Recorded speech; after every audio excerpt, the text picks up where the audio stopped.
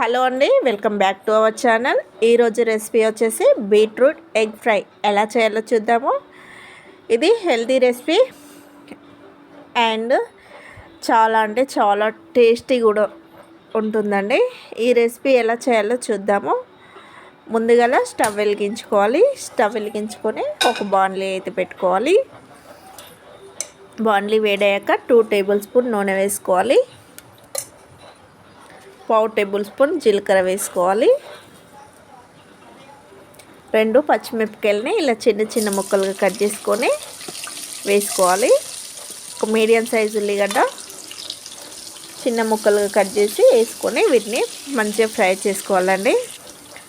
చూడండి, ఇలా ఫ్రై అయ్యాక ఇంకా మనము ముందుగా తురిమి పెట్టుకున్న 1/4 కిలో బీట్రూట్ ఉంది కదా, బీట్రూట్ని ఇలా మనము ఇలా తురుముకోవాలండి.